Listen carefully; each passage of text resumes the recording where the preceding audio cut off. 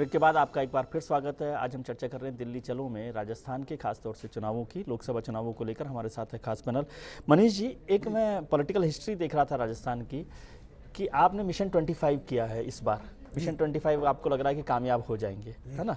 लेकिन मैंने political history देखी राजस्थान की, तो जब भी भारतीय जनता पार्टी को राजस्थान में ज़्यादा सीटें मिली तो केंद्र में सरकार नहीं बनी।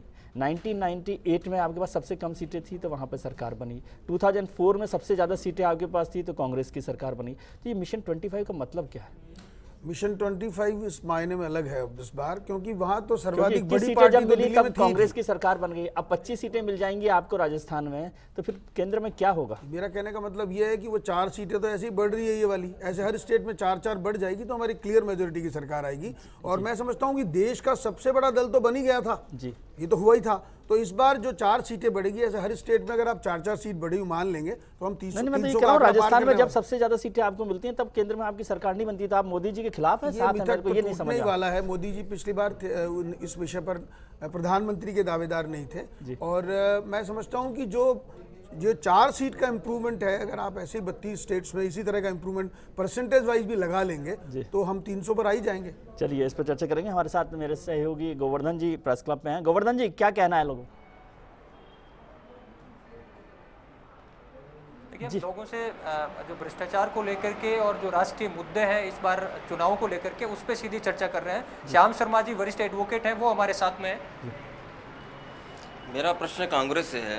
पिछले 10 वर्षों में कांग्रेस ने जो प्रधानमंत्री पद की गरिमा को गिराया है, जिससे राष्ट्रीय स्तर पर, विश्व स्तर पर जो साख गिरी है प्रधानमंत्री पद की, उसके बारे में कांग्रेस क्या जवाब देना चाहिए? क्या देश से माफ़ी मांगेगी कांग्रेस कि उन्होंने प्रधानमंत्री पद की जो गरिमा थी उसको मिट्टी में मिला दिया है? जी,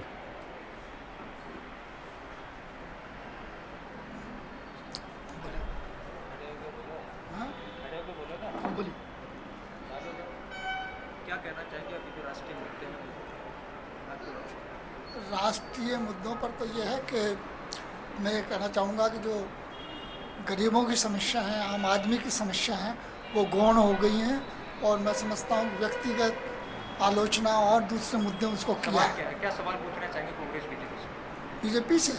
बीजेपी से सवाल ये है कि जो आम आदमी का मुद्दा है, आज महंगाई है, भ्रष्टाचार को कम करने वाली बात है, रोजगार मुहैया कराने वाली बात है, सुरक्षा की बात है, महिलाओं को, दलितों को, उसको प्राथमिकता मिलनी चाहिए। और वो मैं समझता हूँ किसी भी पॉलिटिकल पार्टी के ये इस एजेंडे में ये बातें नहीं हैं। जी, शुक्रिया गोवर्धन जी। अर्चना जी, 2 किताबें अभी आई। एक प्रधानमंत्री के पूर्व मीडिया सलाहकार संजय बारू की, मेरे मित्र भी रहे हैं वो, उन्होंने जो किताब लिखी। फिर पारेख साहब ने, जो फॉर्मर कोल सेक्रेटरी रहे, उन्होंने जिस तरह से प्रधानमंत्री की जो हैसियत है उसका जिक्र किया। वैसे तो पूरा देश जानता है और मनीष जी की पार्टी हमेशा एक कमज़ोर प्रधानमंत्री के तौर पर मनमोहन सिंह जी को बोलती रही। क्या आपको ठीक लगता है कि एक कमज़ोर प्रधानमंत्री की वजह से ही ये सारी हालत हुई आपकी पार्टी की? देखिए, मनीष जी की जो पार्टी है वो मुद्दाविहीन पार्टी है और वो पार्टी ऐसी पार्टी है जिसने संसद मनीष जी की पार्टी छोड़िए, संसद में बैठने, दोनों बातों का जवाब दे रही हूं। संसद में बैठकर चलते सदन में यदि प्रधानमंत्री गरिमा का किसी ने हनन किया तो वो भारतीय जनता पार्टी, जिसने एक चालू सदन में कहा कि प्रधानमंत्री चोर है। तब प्रधानमंत्री जी ने स्वयं खड़े होकर के कहा कि इससे बड़ा अपमान एक राष्ट्र का नहीं हो सकता, किसी सर्वोच्च पद को इस तरह से गरिमामय स्थिति से नीचे गिराने का काम कोई करे। अब जो 2 ब्यूरोक्रेट्स की आप बात कर रहे हैं, कमजोर प्रधानमंत्री बना दिया। नहीं, देखिए, जो 2 ब्यूरोक्रेट्स की आप बात कर रहे हैं उनमें से एक है, उन पर तो सीबीआई जांच चल रही है। तो उन्होंने एक तरह से, मुझे लगता है कि मानवीय जो कमजोरी होती है उसके तहत उन्होंने रिटेलिएट किया। और मैं समझती हूँ, मेरे फादर खुद ब्यूरोक्रेट रहे हैं और अगर हम राजनीति करते हैं या ब्यूरोक्रेसी के माध्यम से शासन और प्रशासन के जब अभिन्न अंग होते हैं तो कोई शपथ भी लेते हैं हम लोग। और ऐसी अवस्था में जिस समय आपने एक डिपार्टमेंट के तहत काम किया, मैं उसी तो आप किसी व्यक्ति के विचारों के आधार पर ये कह दें कि प्रधानमंत्री जो है वो कठपुतली थे, तो मैं समझती हूँ व्यक्तिगत विचारों की इस तरह से तूल नहीं देना चाहिए। आपको लगता है कि कमजोर प्रधानमंत्री से कांग्रेस की हालत ये हुई? बहुत छोटा सा जवाब मुझे खत्म करना है। देखिए, अब जो भी लीडर है, मुझे लगता है कि उसे स्वतंत्रता होनी चाहिए अपने निर्णय लेने की। आप किसी को भी बना सकते हैं, आप पार्टी के अध्यक्ष हैं, चाहे वो बीजेपी, कांग्रेस। प्रधानमंत्री जी के पास थी ये ताकत आपके अनुभव से? बहुत छोटा सा समय नहीं है। मुझे लगता है कि उनको वो पूरी तरीके से नहीं दी गई। श्रीवास्तव जी, न्यूक्लियर डील कैसे होती फिर? जी, देखिए, जो बातें किताब में लिखी है उसमें तो प्रधानमंत्री ने स्वयं ने एडमिट किया है कि सांसद उनके ऊपर हावी हो गए हैं और वो खुद कमजोर फील कर रहे हैं। और वो ऐसी बात, इतने जिम्मेदार ईमानदार अधिकारी है पारेख, वो ऐसी गलत बात तो नहीं कर सकता। प्रधानमंत्री खुद ने कहा मैं बाई एक्सीडेंट में प्राइम मिनिस्टर बनाऊं, उनकी तो वो छवि भली अच्छी हो, ईमानदार रहे। गौर सिंह जी, आप तो नहीं मानेंगे कि कमजोर प्रधानमंत्री थे, क्योंकि उन्होंने जब मजबूती दिखाई तभी आपकी सबसे बड़ी मुश्किल शुरू हुई थी न्यूक्लियर डील को मजबूती उन्होंने नहीं दिखाई। जब इन्होंने ये कहा कि देश में ऊर्जा लाना जरूरी है न्यूक्लियर के जरिए, लेकिन लाने के बाद में नतीजा क्या है? आज बिजली की नतीजा, दरें तो लेकिन दिन-दिन फैसला बढ़ रही है। उन्होंने जो किया उस पर वो रहे और उसको लेकिन मानना फैसला पड़ा वो भी सरकार देखो, आप देखिए भ्रष्टाचार के जरिए उन्होंने अपनी सरकार बचाई है, कॉर्पोरेट घरानों ने पैसा दिया और उन्होंने अपनी सरकार बचाई उस समय। अगर मुद्दा जो था कि सस्ती बिजली देंगे तो ना राजस्थान में दे पाए ना हिंदुस्तान में दे पाए। आज सबसे ज्यादा लोग बिजली के बिलों से परेशान है प्रदेश के अंदर, लेकिन कोई नहीं बोल रहा अभी। आज हर साल बिजली की रेट बढ़ रही है, मजदूरी नहीं बढ़ेगी। अभी वसुंधरा जी ने 1 जनवरी से जो विधानसभा में मजदूरी बढ़ाने का निर्णय था मजदूरों का, वो बिल रोका हुआ है, उन्होंने रोक लगा दी। मनीष जी, आखिरी बात आपसे कि अर्चना जी के पास कमजोर प्रधानमंत्री मजबूत अध्यक्ष था, आपके पास मजबूत प्रधानमंत्री पद के दावेदार हैं और कमजोर अध्यक्ष है। ऐसा नहीं है। जो देश का आइकन है उसके कारण लोगों को आगे ऐसा अध्यक्ष जी भ्रम झुके होता हुए है। हैं। लेकिन ये सामूहिक निर्णय हो रहे हैं, आपने देखा है।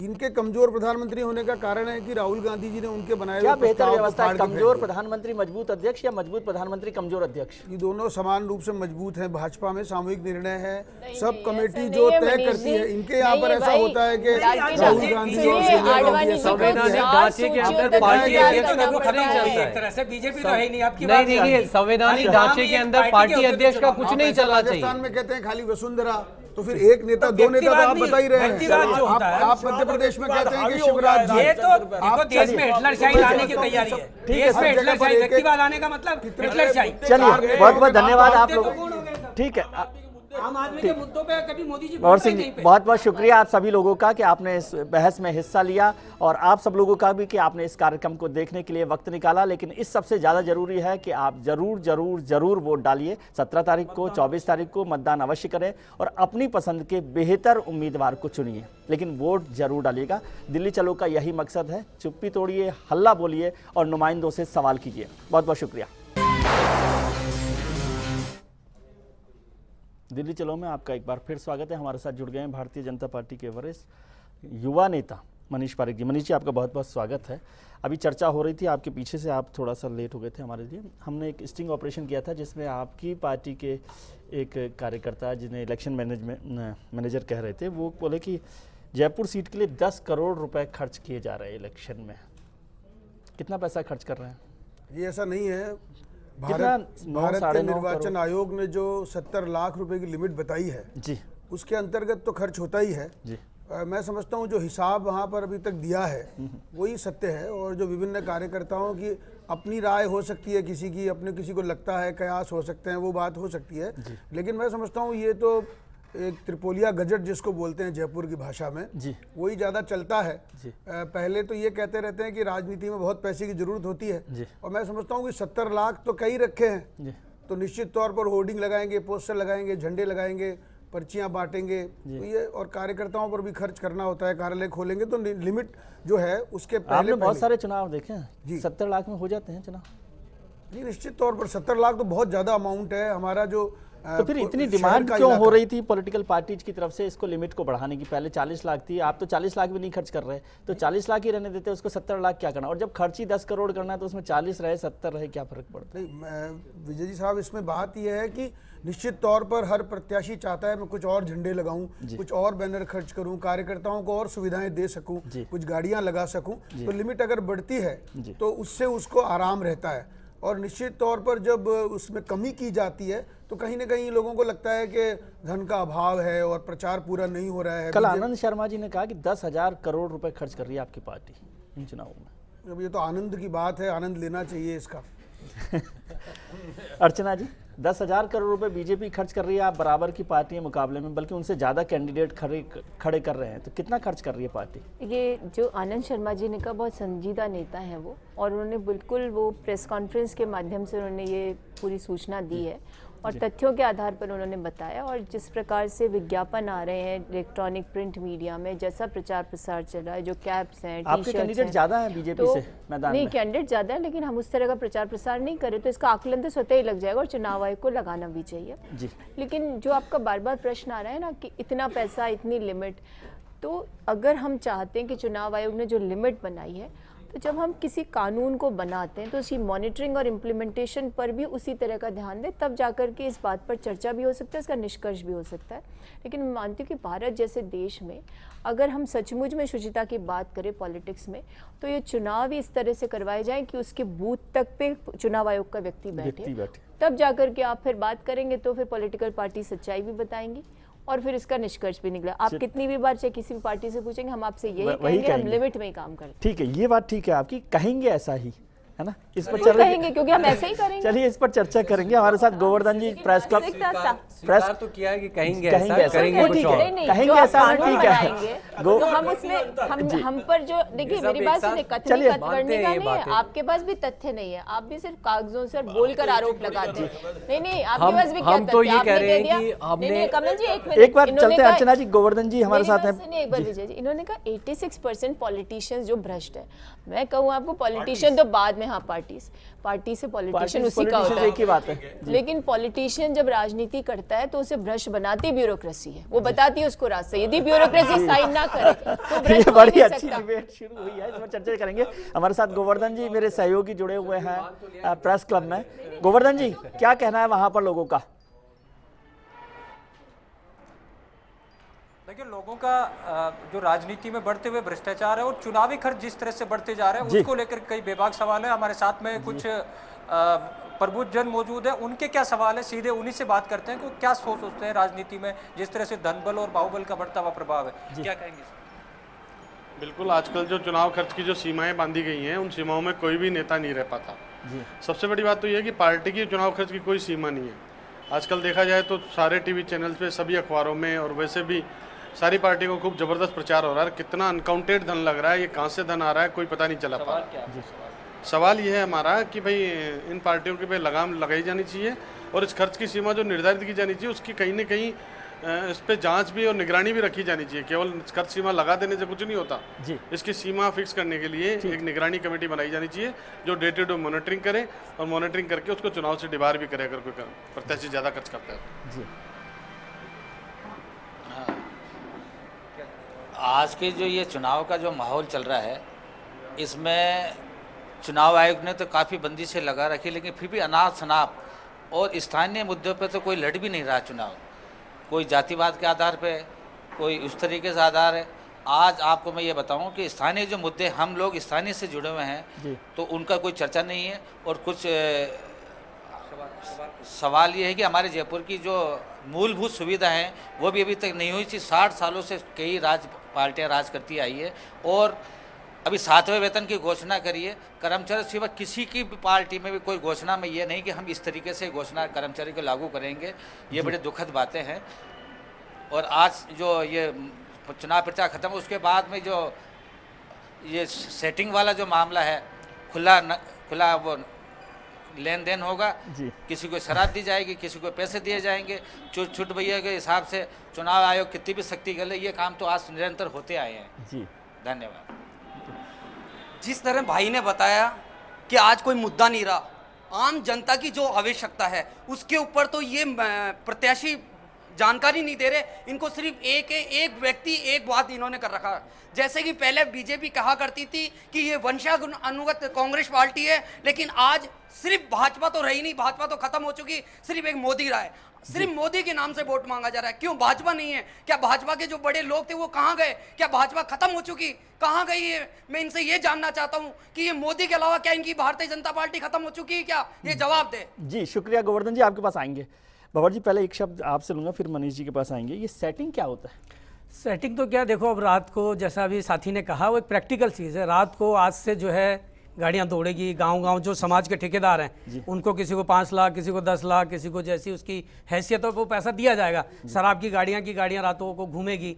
तो ये हमारे समाज को जो है आज कत्ल की रात होगी, एक तरह से आज और कल की रात कत्ल की रात है। ये 2 दिन के अंदर बीजेपी और कांग्रेस करोड़ों रुपए लगा देगी, दोनों पार्टियां लगाएगी, इसमें कोई दो राय नहीं है। और इस एक ही दिन 2 दिन के नक्शे में सारा नक्शा बदला जाएगा ये जो चुनाव का है, क्योंकि पैसा जो है वो बहुत बड़ा काम इसमें कर रहा है। कॉर्पोरेट घराना जो पैसा दे रहा है वो इसी बात के लिए दे रहा है। आज मोदी को जो चाहते हैं कॉर्पोरेट, मेरी अभी एक पूंजीपति से मीटिंग चल रही थी मजदूर के लेवल पे, वो क्या बोले कि मोदी को चुनाव में जिताओ, मतलब कंसिलेशन में बोल रहे हैं कि साहब मोदी को चुनाव के क्यों क्या होगा साहब, हमको बहुत बड़ा फायदा होगा पूंजीपतियों को इससे। मतलब पूंजीपति का आशा लग रहा है, सेटिंग उनसे चल रही है, बहुत अच्छी डीलिंग कि आने वाले समय में जो है हमारी तो देखो हमारा कैंडिडेट जयपुर में तो है नहीं, और हमारी इस तरह के काम करते नहीं, हमारे कार्यकर्ता तो ना पैसा लेते। आज कांग्रेस और बीजेपी के पास जो कार्यकर्ता है ना, उनको 1000 से 2000 रुपए रोज देना पड़ता है, इनको कोई काम नहीं करता ये कार्यकर्ता जो दिखाते हैं फ्री में इनके। मैं कह रही भंवर जी, अगर आपको पता है तो पर्दाफाश करो ना भाई। नहीं तो डेली हो रहा है, 70 नहीं, साल आप कह रहे हैं ना, क्या उसने पर्दा, कहा कि नहीं corporate जनता से जिताओ पकड़ती तो- भी है। कमल जी, अभी आप तो इलेक्शन वॉच कर रहे हैं, कॉर्पोरेट का वॉच में पैसा क्या नहीं आ setting रहा हो रही है, देखिए तो मैं आपको इनके उदाहरण वॉच, देता हूँ। ये जो वॉच की बात है, setting क्या ये है? पार्टीज तो अपनी अपनी जगह पे बात कहेगी कि ये सब पैसे बांट रहे हैं, और वो बात ठीक भी है। आप पुराने दौर में देखेंगे तो इलेक्शन कमीशन जब अपनी पकड़ मजबूत नहीं रखता था, तब ये खुलेआम राम रसोड़े के नाम पर मीट मांस की बहुत एक तरह से मतलब रोज जश्न चलते थे, और दारू रोज खुलेआम पिलाया जाता लंगर खुलेआम। अब क्या हो रहा है कि अब ये बहुत चोरी छुपे हो रहा है, और बड़े सिस्टमेटिक ढंग से हो रहा है। पर्चियां दे दी जाती है, उन पर्चियों को आप सीधा दारू की दुकान पे जाइए, और उस दारू की दुकान वाले को पता है कि ये पर्ची उसकी है, बस उसका दारू दे दीजिए। तो ये सिस्टमेटिक चल रहा है। एक दूसरा ये है कि इलेक्शन कमीशन की अपनी एक लिमिट होगी, वो अपनी फौज को नहीं बढ़ा सकता, लेकिन इसकी सबसे ज्यादा अगर अच्छी मतलब वॉच करने की जरूरत है तो वो जनता खुद करेगी। हम लोगों ने एक एंड्रॉइड बेस, आजकल क्या है कि यूथ बहुत ज्यादा है 65%, तो हमने एंड्रॉइड बेस एक एप्लीकेशन निकाली है, और वो एप्लीकेशन सीधा इलेक्शन कमीशन के साथ लिंक्ड है कि आप उसमें जाइए, और उसमें जाके कोई भी पिक्चर जो आपका जहां पर पैसा बट रहा है, दारू बट रहा है, उसको आप सीधा कमीशन को भेज सकते हैं। कवर करके सीधा भेज दीजिए। नाम पता कुछ लिखने की जरूरत नहीं है, ये इलेक्शन वॉच रिपोर्ट के नाम से है। आप सीधा एंड्रॉइड बेस्ड मोबाइल स्मार्टफोन पे ले श्रीवास्तव जी, इलेक्शन कमीशन जो है इफेक्टिव है। अभी 100 करोड़ का तो कोई नकदी भी पकड़ा है, कितना कैश पकड़ा, और दूसरा जेवर और पता क्या क्या चीजें हैं। नहीं शराब पकड़ी गई है ना अभी, शराब अभी हरियाणा जाती है, करोड़ों की तो शराब नहीं, पकड़ी पर मैं गई है। एक चीज करना चाहता हूँ, ये सब तो मामूली चीज है, मामूली पकड़ी जाती है। एक चीज और नोटिस में आई है कि कैंडिडेट जब खड़े होते हैं तो वो हारे या जीते, लेकिन उनके जेब में 2-3 करोड़ आ जाते हैं और खर्च भी कम करते हैं। अच्छा, ये अलग एक कैंडिडेट नहीं बताया, जो एक्स कैंडिडेट ने बताया कि साहब ये कमाने का एक साधन प्रकारांतर है। में आरोप लगाते जा अर्चना रहे जी, हैं। अर्चना जी और मनीष जी को मैं बिना। पहले तो एक बात शुक्रिया अदा करूं कि ऐसी सेटिंग की रात, सॉरी कत्ल की रात के दिन भी आप लोग हमारे साथ व्यस्त मतलब आए हैं इस प्रोग्राम में। वो तो सेटिंग कर रखी है, किसको क्या देना है, किसे क्या करना है। अर्चना जी क्या है? देखिए अब ये सेटिंग क्या है ये मेरे समझ नहीं आ रहा। जैसे अभी श्रीवास्तव साहब, मनीष जी समझा देंगे थोड़ा सा, आप भी बताइए थोड़ा श्रीवास्तव सा। साहब तो किताब तो लेके बैठे हैं, लिख कर भी लाए, लेकिन तथ्यों में कितनी सच्चाई मुझे नहीं पता। और ये जो सेटिंग की बात कर ये रहे हैं, सेटिंग होती नहीं, भंवर जी तो पॉलिटिकल लीडर्स ही नहीं हैं। मैं तो उसको चुनाव लड़के हुए, मैंने तो सेटिंग नहीं देखी जी, मैंने ये सेटिंग जरूर देखी कहीं जो इसी मुझे वजह से तो- हराना चाहते इसी थे, वो वजह से तो प्रतिद्वंदी नहीं के हुआ, साथ सेटिंग इसी कर वजह से रहे तो थे। गड़बड़ नहीं हुआ। लेकिन वो कौन सी सेटिंग थी वो मेरे सामने नहीं है, मैंने सेटिंग नहीं की, जी, तो हो मनीष जी, सकता है इसीलिए मैं चुनाव हार ये गई। मिशन 25 आपने कर रखा है, तो मिशन 25 के लिए क्या सेटिंग करनी पड़ती है? 4 से 25 तो एक बहुत बड़ा, इतना लॉन्ग जंप तो मैंने किसी एथलीट को भी नहीं देखा, वो भी कुछ कोशिश करता है। बड़ी बात है कि जो राजस्थान की जनता का दर्द है वो इस चुनाव में मुखरित होकर आएगा, हमें पूरी उम्मीद है। दूसरी बात, ये हमें भी उम्मीद है। माननीय मोदी जी का जो नाम है, फर्स्ट हमारे जो हिंदुस्तान के आइकन बने हैं राजनीति में, इसी प्रकार माननीय वसुंधरा राजे जी 163 सीट जीतकर अब राजस्थान की नेता और नेतृत्व साबित हुई है, उनका चेहरा, उनका नाम। तो मैं समझता हूँ कि ये हवा लहर और लोगों की जो बदलाव की इच्छा है, लोगों ने देखा है कि एक बार भारत की तरक्की के लिए वोट देना चाहिए। जैसा इन्होंने भी कहा कि इंडस्ट्रियलिस्ट कह रहे थे हम चाहते हैं मोदी को जिताओ, तो हर व्यापारी चाह रहा है, इंडस्ट्री चाह रही है, युवा चाह रहा है, तो जीतने ही वाले हैं। और बड़ी सेटिंग यही है। जब इंडस्ट्री और व्यापारी चाह रही है तो फिर तो जीत ही सकते हैं। ये निश्चित तौर पे आदमी है, व्यापारी तो वोटर तभी है, चाहेगा जब वो हमारे सेटिंग है। सम्मानीय- यही सेटिंग है, यही सेटिंग है, हमारे सही भारत बात के है। सम्मानीय वोटर है, उनका वोट पड़ेगा, उनका परिवार है, उनके कर्मचारी जो है। हमारे कॉमन इशू हैं, जो जनरल इशू हैं, लोकल इश्यूज है, वो क्यों नहीं है बनते हैं इलेक्शन में? आज मनीष जी ने जब उस प्रोग्राम बात शुरू, को, जब कैंपेन शुरू होता है तब तो वो इश्यूज पर आते हैं, फिर फाइनली आते आते वहीं पहुंच जाते हैं हम लोग। देखिए, मनीष जी ने अभी स्वीकारोक्ति की है कि जो कॉर्पोरेट सेक्टर है वो नरेंद्र मोदी जी को पीएम बनाना चाहता है। तो कल ही राहुल जी ने एक सभा में तथ्यों के साथ बात रखी कि कैसे नैनो कंपनी की जो कार है उसको बनाने के लिए जमीन दी 1 रुपए और 1% ब्याज दर पे और 20 साल के लिए, यानी उनको लाभान्वित किया। और उसके प्रत्युत्तर में उन्होंने उनको क्या दिया वो तो पता नहीं चलेगा, क्योंकि वो तो ये बताएंगे कैसे सेटिंग होगी। और दूसरी बात 30,000 करोड़ रुपए और दिए उनको, नहीं वही तो कह रही हूँ, 1% ब्याज पर। और अगर गरीब आदमी को लोन चाहिए तो 14% 12% के ऊपर होता है। तो ये सारी बातें, इसकी स्वीकृति इन्होंने खुद ने दे दी है। और कुछ दिन पहले इन्हीं की एक नेता है, उन्होंने ये भी स्वीकार कर लिया कि जो अभद्र भाषा बोली जाती है उसमें वसुंधरा जी का तात्पर्य ये था कि वो धमका रही है, यानी थ्रेटन कर रही है। अब वो किसको कर रही है? जनता को ही करेंगी, कांग्रेस तो उनसे डरने वाली नहीं है। तो ऐसी अवस्था में देखिए, आज प्रश्न ये नहीं है कि कौन क्या खर्च कर रहा है, इसकी दायित्व तो चुनाव आयोग पर है कि वो मॉनिटर करे, क्योंकि उनको संवैधानिक रूप से बहुत सारे अधिकार मिले। आज समस्या ये है कि इस लोकतंत्र की इस व्यवस्था को जो परिपक्वता की ओर बढ़ रहा है उसको कैसे बचाया जाए, कैसे ऐसी व्यवस्था उत्पन्न हो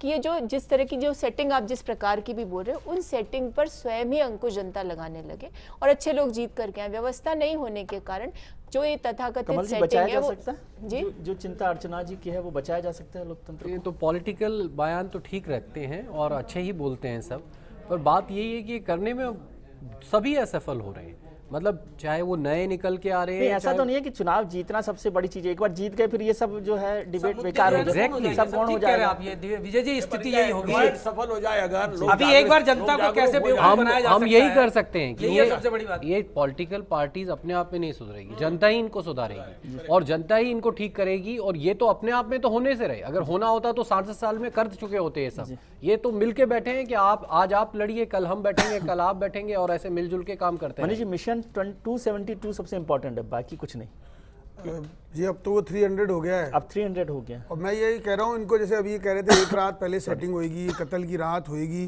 तो इनसे पूछो कि आप ऐसी व्यस्तता के बीच में भी आप पहले जो ये जो वहाँ पर सर्वे हुए, ये सर्वे हो रहे हैं, तो ये सेटिंग के पहले के सर्वे हैं क्या ये? तो इससे ज्यादा बड़ी भी सीटें मान लें हम। जयपुर के मुद्दे खो गए। कुल मिला के बात ये है कि अगर पत्रकार, अगर टीवी चैनल जो सर्वे करके ला रहे हैं उसमें बीजेपी को 284 सीटें बता रहे हैं, तो ये बिना सेटिंग बता रहे हैं, बहुत से सर्वे 24 भी बता रहे हैं। ऐसा कि आप 84 क्यों बोल रहे हो उसको? मैं ये कह रहा हूं 284 को क्यों बता रहे हैं? 224 भी बता रहे हैं, तो बिना सेटिंग किए गए 224 ही बता रहे हैं। आप ये कहना चाहते हैं तो मैं आपसे नहीं, लेकिन उसके सर्वे के हिसाब से जो है, आप ये देखिए ना, इन सर्वे में भी आ गया, स्टिंग ऑपरेशन हो गया कि सर्वे भी कैसे हो रहे हैं। देश में जो सर्वे हो रहे हैं वो भी पैसे के बल पे हो रहे हैं, ये भी कॉर्पोरेट घराने जो है करवा रहे हैं, कैसे करवा रहे हैं। आज जो है वो आगे सामने आ जाएगा। लेकिन आज ये देखिए, सबसे बड़ी बात ये है विजय जी की जो मुद्दे देश में होने चाहिए वो तो चुनाव में है ही नहीं, वो मुद्दे है ही नहीं। जनता के लिए क्या करेंगे? नहीं, कांग्रेस से परेशान चलो हो गए, आप मान रहे हैं कि कांग्रेस से 10 साल के शासन से परेशान हो गए। भ्रष्टाचार में तो देखो, भ्रष्टाचार में तो बीजेपी भी उतना ही है। नहीं, अटल जी के टाइम 12 रुपए मोदी जी खुद भ्रष्टाचार के प्रतीक है, चीनी है, हमने तो ये बताया। भ्रष्टाचार के प्रतीक मोदी जी है, कांग्रेस अगर रही है तो ये भी रहे, क्योंकि इनके तो अध्यक्ष भी पकड़े गए 1 लाख रुपए की रिश्वत लेते हुए देश में। वाजपेयी साहब के टाइम पे भी 100 रुपए किलो प्याज हो गया था। वाजपेयी जी के जब भैरव सिंह जी के जमाने में जयपुर में प्याज गिर गई थी, भैरव सिंह जी के जमाने में प्याज बिका, उन्होंने कहा सेव खाना शुरू कर दो, प्याज बंद कर दो खाना। चलिए, पेट्रोल डीजल छोड़िए, आप तो गरीब आदमी केरोसिन को 250 टाइम्स जब नहीं, अमेरिका में जाके आडवाणी जी बोले कि कांग्रेस ने हमारी नीतियां हाईजैक कर ली है। जो एलपीजी पॉलिसीज है उन्होंने अमेरिका को जाके कहा कि साहब ये तो हमारी नीति है, तो दोनों की पॉलिसी में कोई अंतर थोड़ी है। तो जनता को देखो, इन लोकसभा चुनाव के बाद में जनता को भी इनके साथ समस्या क्या है भारतीय जनता पार्टी के साथ, कि हम लोग 10 साल से शासन में, 5 साल का तो मैंने शुरू में स्पष्ट किया कि जनता ने स्वीकार किया, फिर आए। इनके साथ समस्या ये हो गई कि इन्हें लगा एंटी इनकम्बेंसी जो इनकम्बेंट है उसके खिलाफ होगी, वो होती है, स्वाभाविक होती है। इनके पास था कुछ नहीं, विपक्षी रूप में पलायनकर्ता के रूप में प्रसिद्ध हुए। अब इनकी समस्या ये कि इनके जो एक 1 मैन शो चल रहा है उनके अंदर इतना ज्यादा घमंड आ गया, और कुछ उसकी देन आप लोग भी है, मीडिया ने भी बहुत अच्छा उनको प्रोजेक्ट किया। ये सबसे अच्छी बात है कि जब कोई कारण ना मिले तो मीडिया को गाली नहीं, मेरी बात सुनिए। अब उनके साथ समस्या ये कि मैं उनके स्पीचेस को ध्यान से सुनती हूँ क्योंकि हमें प्रत्युत्तर देना है। एक मिनट कमल जी, टीआरपी चाहिए, वो कभी भी ये नहीं बता पा रहे कि मैं देश के लिए क्या करने वाला हूँ। वो मैडम सोनिया जी शहजादे यहाँ ऐसा आने के नहीं है, बाद पूरा वो रियल चर्चा टाइम में डेटा पेश बताते किया हैं। है। अर्चना जी, इस पर चर्चा जारी रखें। इंट्रोडक्शन कैसे बढ़ेगा कभी नहीं बताया ट्रेन उन्होंने। की बात हुई है, पेट्रोल चलो, की मनीष जी आप बात जो- करेंगे। आप मुझे आपका बता दीजिए, एजेंडा आप पर- शासन में आ जाए, डॉलर को इसको रुपए को बढ़ा सकते हैं क्या? डॉलर की रेट अर्चना जी चलो ब्रेक पर ये जी ब्रेक के बाद बात करते हैं इस पर, चर्चा जारी रखेंगे। हमारा खास पैनल हमारे साथ है और चर्चा जारी रखेंगे कि दिल्ली चलो से पहले क्या हमारे राजनीतिक दल जो अहम मुद्दे हैं उन पर चर्चा करना चाहते हैं। हम तुरंत लौटते हैं, आप हमारे साथ बने रहिए।